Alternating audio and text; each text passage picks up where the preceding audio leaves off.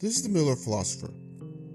So, I just had the pleasure of rewatching Fellowship of the Ring in theaters recently. First time actually since 2001. And I gotta tell you, it was already great then, and it slaps even harder now that I know more about the lore and have read several of the books since then. Now look, I know some fans do have an axe to grind when it comes to this topic, and I'm not here to judge you. Everyone has their own preference, and that's perfectly fine. They have their own gateway into Tolkien's art and the adaptations that they inspired, and everyone has that right. It's perfectly fine. So having gotten it out of the way, I can honestly say that the movie had enhanced several little things about the story, that I wasn't aware of before, or the gravitas was just not as impactful as it was when I saw it recently. And one of the biggest ones was Galadriel's test at the mirror in Lorien. We all know the story, am I right? So no need to recap that. But it does strike me this time around how clueless Frodo was into who exactly he was dealing with and what the situation was that he was about to create. As far as The Hobbit knows, Galadriel's a beautiful queen who is clearly very powerful. I mean, he's already exhausted from traveling so far, getting shanked in Moria, and witnessing the death of Gandalf. The dude's had a rough day. And in 2001, I was right there with him with that perception. And then comes the scene where they go into telepathic conference mode, and Frodo offers the One Ring to her. There would be nothing better than to get rid of this object that had so quickly gone from becoming a family heirloom to a family curse. And I wonder if he would have done that if he had known who he was dealing with and just how serious his innocent offer actually was. That he was not only talking to one of the oldest and most strongest beings in Middle-earth, but that way back before his species even existed, this elf queen had quite the power-hungry ambition to rule her own lands, and how that ambition had led her and her royal family to lead their people from the Holy West back into Middle-earth.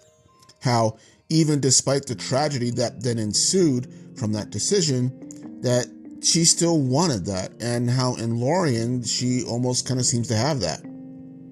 And now, after 3 ages, countless centuries, and thousands upon thousands of years of drama, sacrifice, blood, toil, and all of it, she was actually getting offered to get everything she ever wanted without even the use of armies, demons, swords, and with seemingly no requirement from her at all.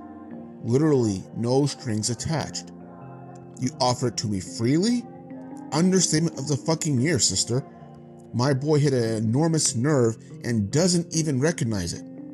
Would Frodo had offered up the ring freely if he had known that nearly her entire family had been wiped out fighting for such power? Power that he now carried in the literal palm of his hands and was now just about to hand over to her like it was nothing? I don't care that this was an interpretation of the book version. Putting this together with the backstory from the Silmarillion turned this from a quietly intense moment to, wait, what the fuck are you doing moment for me. Seeing her being offered the One Ring was like watching a recovering junkie being offered a free supply of coke.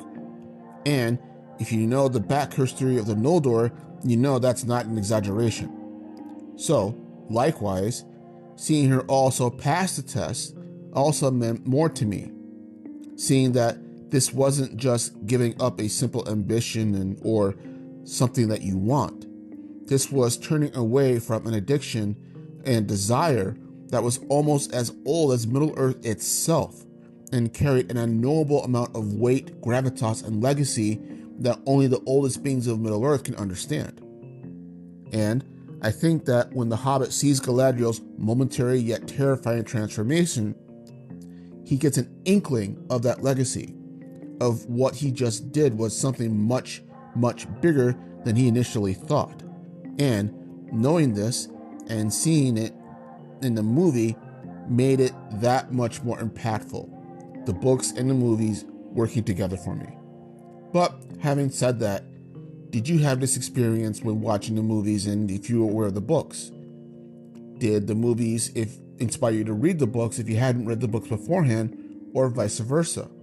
Or did you just not like one or the other? I know some fans don't particularly like the books because they can't get through it and find the movies just easier to digest.